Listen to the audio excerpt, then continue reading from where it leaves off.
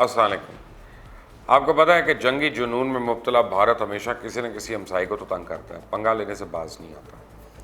بھارت کی سرحد جن جن ممالک کے ساتھ لگتی ہے، سب کے ساتھ ہی بھارت کا کوئی نہ کوئی مسئلہ چلتا رہتا ہے، چاہے وہ نیپال ہو، پاکستان ہو یا چائنا۔ ان دنوں انڈیا نے ایک بار پھر چائنا کے ساتھ پنگا لینے کی کوشش کی، اور یہی نہیں، اس نے الٹا الزام بھی چائنا کے سر پہ لگانے کی کوشش کی، جو کہ بھارت کی پرانی عادت ہے کہ اپنی غلطی ماننی نہیں اور دوسروں پہ الزام تراشی کرتے رہنا۔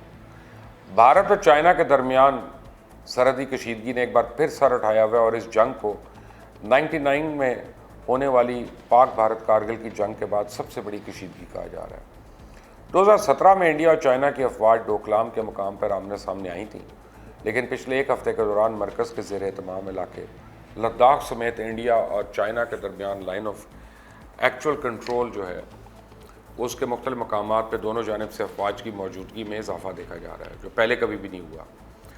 سرحدی تنازع تو اس قدر کشیدہ ہو چکا ہے کہ انڈیا کے وزیر اعظم نریندر مودی نے چند روز پہلے بری، بحری اور فضائیہ تینوں افواج کے سربراہوں اور قومی سلامتی کے مشیر اجیت ڈیول سے مشورہ کیا، لیکن ابھی تک اس ملاقات کی تفصیل سامنے نہیں آئی ہے۔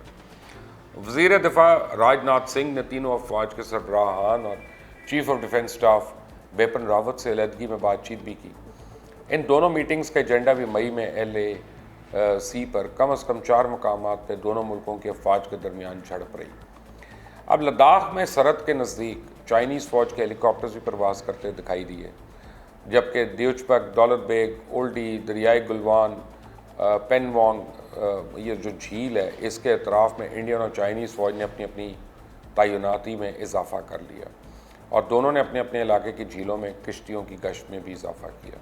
جب مغربی سیکٹر کی گلوان وادی میں انڈیا کے ذریعے یک طرفہ اور غیر قانونی تعمیرات کے ذریعے موجودہ صورتحال کو بدلنے کی کوشش کی گئی، تو چائنا کی پیپلز لبریشن آرمی نے اپنا کنٹرول سخت کر دیا۔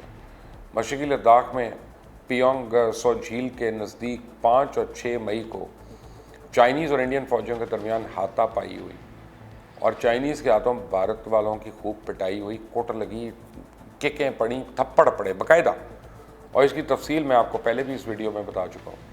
اور سب نے الیکٹرانک اور سوشل میڈیا پہ وائرل ہونے والی ویڈیوز میں بھارت کے بہادر فوجیوں کے کارنامے بھی دیکھے کہ کس طرح تیزی سے جرأت کے ساتھ وہ بھاگے، اور کچھ انڈین فوجی بہادری کے ساتھ چائنیز کے ہاتھوں گرفتار بھی ہو گئے، تقریباً 200-250 کے قریب۔ جب رہائی کے لیے انڈین کمانڈوز نے بات کرنا چاہی تو چائنیز نے انکار کر دیا۔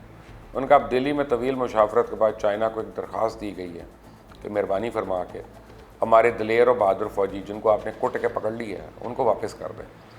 خطے کی صورتحال پہ ایک ٹویٹ میں وزیر اعظم عمران خان نے کہا کہ ہندوستان کے خمیر سے جنم لینے والی مودی سرکار کی توسیع پسندانہ پالیسیز بھارت کے ہمسایہ ممالک کے لیے خطرہ ہیں، اور شہریت کے قانون سے بنگلہ دیش تو ایک جعلی کارروائی سے پاکستان کو خطرہ ہے، جبکہ نیپال چائنا کے ساتھ سرحدی تنازعات اور صورتحال کی سنگینی کو ہوا دے رہے ہیں۔ اور تو پاکستان کے وزیر خارجہ کے بیان میں یہ بھی کہا گیا کہ انڈیا کو کبھی نیپال سے مسئلہ ہو جاتا ہے، کبھی افغان امن عمل میں رخنہ اندازی کی کوشش کرتا ہے، کبھی یہ بلوچستان میں شورش کو ہوا دیتا ہے، اور اب انڈیا نے لداخ میں وہی حرکت کی ہے اور الٹا چائنا کو مورد الزام ٹھہرانے کی کوشش کر رہا ہے۔ اور اگر انڈیا نے متنازع علاقے میں تعمیرات کا سلسلہ جاری رکھا تو پھر خطے کے امن و استحکام کو شدید خطرات لاحق ہیں۔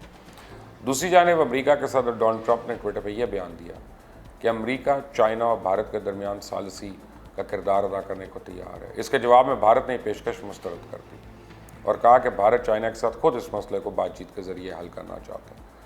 خود بھارتی سیاستدانوں نے بیانات دیے کہ انڈین فوج بھی سرحدی علاقوں میں اپنی طاقت مستحکم کر رہی ہے۔ وبا کے باعث ممکن ہے کہ فوجوں کی نقل و حرکت، گشت، تعیناتی وغیرہ متاثر ہو، لیکن انڈین فوج سرحدی تعلقات کے ضمن میں انتہائی نامعقول حد تک سخت رویہ دکھانے کی کوشش کر رہی ہے، جبکہ حقیقت یہ ہے کہ اگر انڈیا غیر دوستانہ ماحول کو مزید ہوا دینے کا انتخاب کرتا ہے تو یہ نہ صرف اس سے بھارت کو وبا کے پھیلاؤ کو روکنے میں مشکلات ہوں گے، بلکہ ملک کی معیشت پر بھی اس کا منفی اثر پڑے گا۔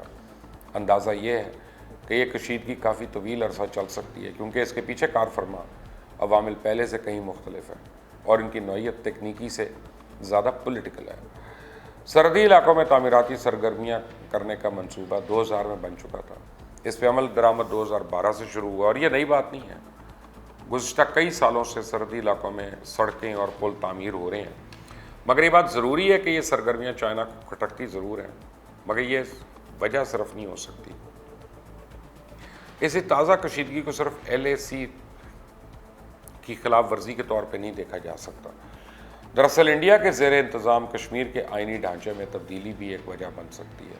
जब इंडिया ने कश्मीर को खुसूसी हैसियत देने वाले आर्टिकल 370 और 35A को हटाया था और लद्दाख को मरकज़ के ज़ेर इंतज़ाम इलाका करार दिया, तो चाइना ने इस पर सख्त तनकीद की और इसे नाकाबिल कबूल और चाइना की सालमियत के ख़िलाफ़ वर्जी करार दिया। यहाँ तक कि इसने अक़वाम मुत्तहिदा की सिक्योरिटी काउंसिल में भी इस मामले को उठाया। लेकिन अब चाइना ने ईंट का जवाब पत्थर से दिया और चाइना के हाथों भारत बहुत परेशान है। लद्दाख के वसी इलाके पर चाइना ने कब्ज़ा कर लिया, वहाँ बड़ी एयरबेस बन रही है, ज़ेर ज़मीन बंकर्स बन रहे हैं और बड़ी तादाद में मोर्चे बन चुके हैं। जबकि भारतीय फ़ौज चाइनीज़ के सामने बकरी बनी हुई है और भारत सरकार चाइनीज़ को राम करने की कोशिश कर रही है, क्योंकि इसे हिमाचल प्रदेश की भी फिक्र है कि कहीं चाइनीज़ हिमाचल प्रदेश पे ना कब्ज़ा कर लें। चाइना के साथ साथ भारत सुकुम सेक्टर में नेपाल के हाथों में परेशान है। नेपाली जो है उन्होंने एक नया नक्शा जारी कर दिया और इस नक्शे में कई भारतीय इलाके नेपाल में शामिल हैं। कभी नेपाली भारतीयों के सामने खामोश रहा करते थे, लेकिन अब ऐसा नहीं है। वो इंडिया के सामने खड़े हो गए, बल्कि भारतीय फ़ौज को भगा रही है। नेपाली लोगों ने भारत पर चढ़ाई कर रखी है और रही सही कसर भूटान ने भी पूरी कर दी। भूटान भी भारत के सामने खड़ा हो गया और श्रीलंका तवील अरसे से भारत से नाखुश है, क्योंकि भारत ने श्रीलंका में टामिल टाइगर्स के ज़रिए वहाँ अलहदगी की तहरीक शुरू की थी। अगरचे बांग्लादेश की मौजूदा हुकूमत भारत की पिट्ठू है, मगर वो भी कुछ अरसे से भारत से नाराज़ है। जब से इंडिया में शरीयत कानून नाफिज करने की कोशिश की गई है, तो मगरबी बंगाल और असम के लोगों का प्रेशर जो है वो बांग्लादेश से पड़ा, लिहाजा वहाँ की हुकूमत चाहे भी तो भारत की मदद नहीं कर सकती। पाकिस्तान के आर्मी चीफ ने भी खुद को जंग के लिए तैयार कर लिया हुआ है। अमेरिका अपने मसाइल और वबा की वजह से परेशान है और भारत की मदद नहीं कर सकता। कल तक शाबाश वसूल करने वाला अजीत कुमार देओल दिल्ली की मीटिंग्स में अब रोज़ रुस्वा हो रहा है, जलील हो रहा है, उसकी शर्मिंदगी हो रही है। भारत के सियासी और अस्करी क़यादत एक दूसरे को मोरद इल्ज़ाम ठहरा रही है, क्योंकि इनका असल डर यह है कि इन हालात में अगर ग्रेटर नेपाल की तहरीक शुरू होगी तो फिर क्या होगा। भारत के लिए एक और परेशानी ये भी है कि खालिस्तान तहरीक भी जोर पकड़ने वाली है।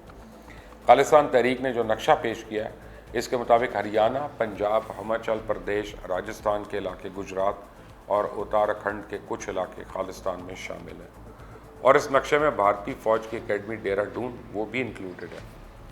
ऐसे में अगर भारतीय फ़ौज की बात की जाए तो भारतीय फ़ौज को लड़ाका कार जिम्नास्ट, गोरखा रेजिमेंट और सिख रेजिमेंट है। अगर ग्रेटर नेपाल और खालिस्तान की आवाज़ बुलंद होती है तो क्या ये रेजिमेंट्स अपने लोगों को मारेंगी?